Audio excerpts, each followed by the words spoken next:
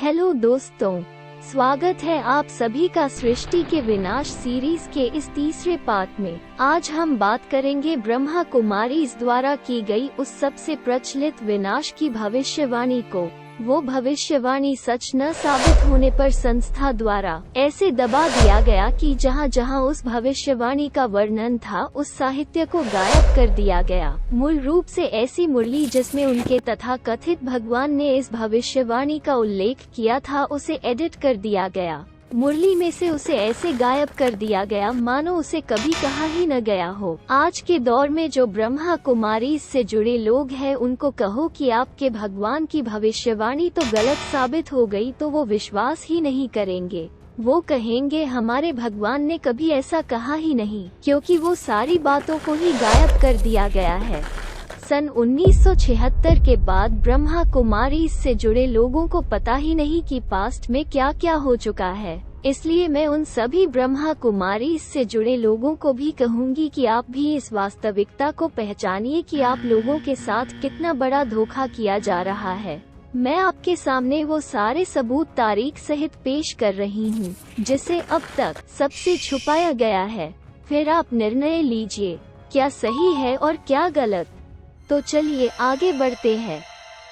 सन 1976 की विनाश की भविष्यवाणी इतनी प्रचलित हो चुकी है कि उसे विकिपीडिया के पेज सर्वनाश की घटनाओं के लिए अनुमानित तारीखों की सूची में भी शामिल किया गया है, जैसे कि हमने पहले भी देखा था। इसका कारण है जब विनाश की पहली भविष्यवाणी जिसमें सन 1943 और दूसरी भविष्यवाणी जिसमें सन 1950 में विनाश होने वाला था लेकिन वो नहीं हुआ, और 1950 और 1951 के आसपास संस्था भी भारत के माउंट आबू में स्थानांतरित हो चुकी थी। तो 1960 से 1969 तक जो भी उनके तथा कथित भगवान द्वारा ज्ञान सुनाया गया, जिनको वो लोग मुरली कहते हैं, उसमें भरपूर रूप से विनाश की इस भविष्यवाणी का उल्लेख मिलता है। लेकिन दुर्भाग्य से संस्था के संचालकों ने उन सारी बातों को एडिट कर दिया है। लेकिन सच तो सच होता है, उसे छिपाया नहीं जा सकता। ओरिजिनल मुरली जिसे ही बाद में एडिट कर दिया गया, उसमें से ही आपको मैं सारे एक एक सबूत दिखाने जा रही हूँ। उससे पहले एक आसान सा सवाल, 1936 से लेकर 1976 तक कितने वर्ष हुए? 40 वर्ष। तो उनके तथा कथित भगवान ने मुरलियों में सीधा सीधा ये नहीं कहा कि 1976 में विनाश हो जाएगा। उनके भगवान ने कहा 40 वर्ष के भीतर, यानी संस्था की स्थापना के 40 वर्ष के भीतर। इसका अर्थ ये हुआ कि 1936 में अगर 40 वर्ष जोड़ दे तो उसके हिसाब से 1976, तो इस प्रकार 1976 में विनाश हो जाएगा। दूसरा, भारतीय सनातन परंपरा में ब्रह्मा की आयु कितनी है? 100 दिव्य वर्ष, यानी इंसान के लिए करोड़ों वर्ष होती है। उसमें ये भी वर्णन आता है कि ब्रह्मा के 100 दिव्य वर्ष समाप्त होने पर सारा ब्रह्मांड विलय हो जाता है और फिर से नए ब्रह्मांड से शुरुआत होती है। दोस्तों, इसी भारतीय सनातन परंपरा की बात को कॉपी करके उनके तथा कथित भगवान ने दिव्य वर्ष को निकालकर सीधे सीधे इंसानी 100 वर्ष ले लिया है, क्योंकि उनके हिसाब से तो दादा लेखराज ही ब्रह्मा है और दादा लेखराज का जन्म 1876 में हुआ था। तो 1876 से 100 वर्ष कितने हुए? 1976। तो उनके हिसाब से उनके तथा कथित ब्रह्मा यानी दादा लेखराज के 100 वर्ष पूरे होंगे और नए ब्रह्मांड यानी उनके हिसाब से नई सृष्टि की शुरुआत होगी। तो समझे दोस्तों, ये है वास्तविक कारण जिसकी वजह से उनके तथा कथित भगवान ने 1976 वर्ष को विनाश का वर्ष चुना। तीसरा, जो ब्रह्मा कुमारीज में जुड़े हुए हैं उनको तो ये समझ में आ जाएगा, लेकिन जो नहीं जानते उनके लिए है कि जब से संस्था की स्थापना हुई 1936 में, तब से लेकर इन्होंने अपना ही एक नया युग बना दिया है जिससे वो लोग संगम युग कहते हैं, जिसकी समय अवधि उनके हिसाब से संस्था की स्थापना से लेकर दुनिया का विनाश या कहीं उनके सतयुग की शुरुआत तक की है। इसलिए ज्यादातर इनकी मुरलियों में ऐसा नहीं कहा गया है कि 1976 में विनाश हो जाएगा, लेकिन ऐसा कहा गया है कि संगम युग ही 40 या 50 वर्ष का है। अर्थात संगम युग की शुरुआत अगर 1936 से हुई तो उनका ये काल्पनिक युग खत्म कब होगा? 40 वर्ष बाद यानी 1976 में। तो इस प्रकार अप्रत्यक्ष रूप से विनाश की बात की गई है। आइए देखते हैं वो एक सबूत जिसमें इस विनाश की भविष्यवाणी का उल्लेख मिलता है और जिसे वर्तमान समय में एडिट कर दिया गया है। सबसे पहले शब्द प्रमाण स्वयं दादा लेखराज के मुख से ही सुनते हैं। बहुत ही मुश्किल से ये 4 ऑडियो मिले हैं जिसमें वो साफ साफ बता रहे हैं कि केवल 40 वर्ष ही बचे हैं। 1 मार्च 1968 की मुरली में कहा, ये तो तुम बच्चे जानते हो कि पुरुषोत्तम युग है ये, और बहुत छोटा युग है। वो तो युग शायद 1200 वर्ष का होता नहीं, ये कोई समझो 50 वर्ष का तो युग है। इस युग में, इस समय में 24 टाइम थोड़ा मिलते हैं, हो सकते हैं कि इसको महीना 2 महीना मिले। 2 मार्च 1968 की मुरली में कहा, और प्रसिद्ध हो नहीं सकते हैं, वो तो पुनर्जन्म लेते हैं और उनकी आयु, कृष्ण की आयु छोटेपन से 150 वर्ष। अभी शिव बाबा को 150 वर्ष रहते हैं क्या यहाँ करके? तो ये तो संगम पर युग में आते हैं, बस कोई 50-60 वर्ष पर आते हैं, तो फिर वो जो 150 वर्ष वाला वो सफल आएगा। 17 सितंबर 1968 की मुरली में कहा, वो बोलता है कि जब तक मैं हूँ पुरुषार्थ करते रहो। और बच्चों को ये भी मालूम हो गया है कि बाप यहाँ कितना बरस रहेंगे। जबकि ये गाया हुआ है कोई शास्त्र में, क्योंकि ब्रह्मा भी, अभी ब्रह्मा को जानते तो कोई भी नहीं है। प्रजापिता ब्रह्मा भी 100 बरस के बाद वो भी चला जाते हैं, तो कम नहीं समझाते हैं। 40 वर्ष बताते हैं। तो वो जो टाइम है 40 वर्ष का बाप ने दिया कि 40 वर्ष में तुम कर्मातीत अवस्था को पहुंचेंगे। अरे पढ़ाई तो बिल्कुल सहज को, पढ़ाई को 40 वर्ष तो ही लगता है। पढ़ाई के लिए तो 7 रोज का है कोर्स। सेंसिबल बच्चा हो तो 7 रोज में बहुत अच्छा समझ सकते हैं। ये रिकॉर्डिंग को ध्यान से सुनेंगे तो आपको पता चलेगा कि इसमें कुछ भाग को डिलीट करने का प्रयास किया गया है। सौभाग्य से जो बात डिलीट की गई है उसकी मुरली प्रिंट हमारे पास है। आप हैरान रह जाएंगे कि वो कौन सी बात है जिसे डिलीट कर दिया गया है। आप भी पढ़िए। बाप कहते हैं जब तक मैं हूँ पुरुषार्थ करते रहो। बाप कितना वर्ष रहेंगे? जबकि गाया हुआ है प्रजापिता ब्रह्मा भी 100 वर्ष बाद चले जाते हैं। बाप आते ही है 60 वर्ष के बाद। ब्रह्मा चला जावेगा तो बाप भी चला जावेगा। तो 40 वर्ष बैठ समझाते हैं, अच्छा ही टाइम देते हैं। 40 वर्ष कोई कम नहीं है। 18 सितंबर 1968 की मुरली में कहा, ये बच्चे जानते हैं कि पुरुषोत्तम संगम युग की आयु बहुत थोड़ी है। ये जानते हो कि बरोबर बाकी जाकर के 40 बरस से बाकी जाके 8 बरस रहा है। तो आयु घटती जा रही है और पहुंचना है दूर बहुत, क्योंकि तमो प्रधान से सतो प्रधान पर पहुंचने का है। कितना बरस चले गए? 32 बरस तो चले गए, ऐसे कहेंगे ना बच्चे। भाई ये सतयुग, त्रेता, द्वापर, कलयुग, इसमें इतना बरस, इतना दिन, इतना कलाक, इतना मिनट, इतना सेकंड है। तो जानते हो कि बाकी है ये 8 बरस। तो सतयुग से कैसे, त्रेता में, द्वापर में, कलयुग में कैसे आए हो? कितना बरस गुजर गया, कितना घंटा गुजर गया, कितना देश गुजर गया, कितना मिनट, कितना वो बाकी है। संगम युग का हिसाब जाके रहा है। तो संगम युग का बाकी कितना, फिर वो भी हिसाब करो। तो बाकी ये है, पुछरी है बाकी ये 40 बरस की, उसमें भी कितना देखो पास्ट हो गया।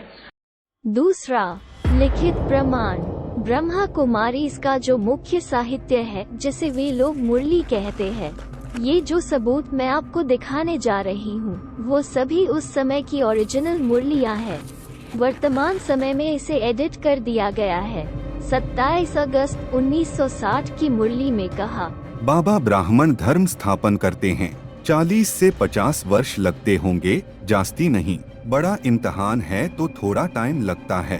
17 मार्च 1963 की मुरली में कहा। 60 वर्ष बाद वानप्रस्थ अवस्था होती है।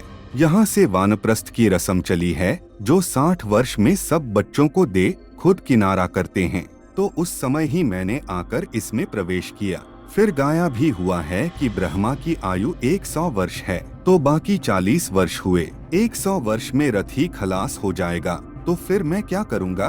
फिर तो मैं चला जाऊंगा। इन 40 वर्ष के अंदर ही सारा काम होना है।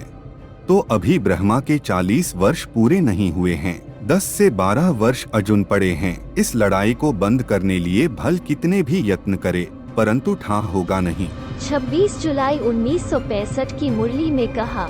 तुम बच्चे जानते हो, अभी बाकी 8 से 10 वर्ष जलावेंगे, फिर रावण राज्य ही खत्म हो जाएगा, सब मिट्टी में मिल जावेंगे। यह बड़ा भारी यज्ञ है, इसमें आहुति चाहिए। 24 अगस्त 1965 की मुरली में कहा। वो कुंभ का मेला तो वर्ष वर्ष लगता है। यह कुंभ का मेला सागर और नदियों का मेला जैसा तैसा 40 से 50 वर्ष चलता ही है। 24 नवंबर 1966 की मुरली में कहा। वो कुंभ का मेला 12 वर्ष बाद लगता है। यह बड़ा कुंभ 5000 वर्ष बाद लगता है और यह 50 वर्ष चलता है। 3 जून 1968 की मुरली में कहा। बाप आकर 50 वर्ष में पत्थर बुद्धि से पारस बुद्धि बनाते हैं। 25 जून 1968 की मुरली में कहा।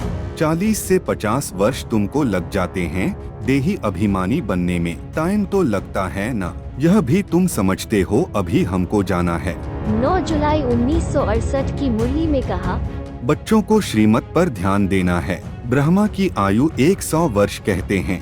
60 वर्ष में बाप ने प्रवेश किया, बाकी 40 उनमें भी तुम कितना पुरुषार्थ करते आए हो। 32 वर्ष, बाकी जाकर 8 वर्ष रहा है। टाइम भी एक्यूरेट 8 वर्ष ही रहते हैं।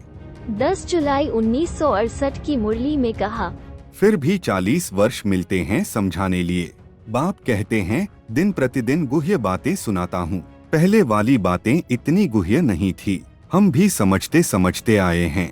कराची में 14 वर्ष रहे, 14 वर्ष वनवास में रहे। अभी मीठे मीठे बच्चे समझ गए हैं, जब शिव बाबा आते हैं तो स्थापना करते हैं, विनाश भी जरूर कराते हैं। जब स्थापना हो उसके बाद विनाश होगा। वास्तव में 40 वर्ष लगते हैं। शास्त्रों में ब्रह्मा की 100 वर्ष की आयु, तो शिव बाबा 60 वर्ष में आए। 40 वर्ष तुमको लगे, 8 वर्ष भी अभी बहुत दिखाई पड़ती है। समझते हैं विनाश जल्दी होना है। तैयारियां ऐसी हुई पड़ी हैं, डिक्लेयर कर चुके हैं। 6 अक्टूबर 1968 की मुरली में कहा। तमोप्रधान से सतोप्रधान बनने में 40 से 50 वर्ष लगते हैं। फिर सतोप्रधान से तमोप्रधान बनने में 5000 वर्ष लगते हैं। एक्यूरेट वह अबाउट बताया जाता है 40 से 50 वर्ष। 6 नवंबर 1968 की मुरली में कहा। ऐसे मेहमान से कैसे रिगार्ड से बातचीत करनी चाहिए, वह स्मृति जब आवे ना। 50 से 60 वर्ष बाप रहते हैं, परंतु स्मृति नहीं आती। 21 नवंबर 1968 की मुरली में कहा। शूद्र सो फिर देवता। यह ब्राह्मणों का युग बहुत थोड़े टाइम का होता है। 50 वर्ष कहेंगे, 50 वर्ष गुजरने में देरी नहीं लगती है, और यह एक जन्म का ही युग होता है। 18 जनवरी 1969 में दादा लेखराज की हार्ट अटैक से अचानक मृत्यु हो गई, तो उनका तथा कथित ज्ञान भी बंद हो गया। यहाँ भी वो गलत हो गए, क्योंकि हमने पहले देखा कि खुद ही उन्होंने कहा कि ब्रह्मा यानी कि वो खुद की आयु 100 वर्ष होती है। प्रजापिता ब्रह्मा भी 100 वर्ष के बाद वो भी चला जाते हैं, तो उसके हिसाब से उनको कम से कम 1976 तक तो जीना ही था।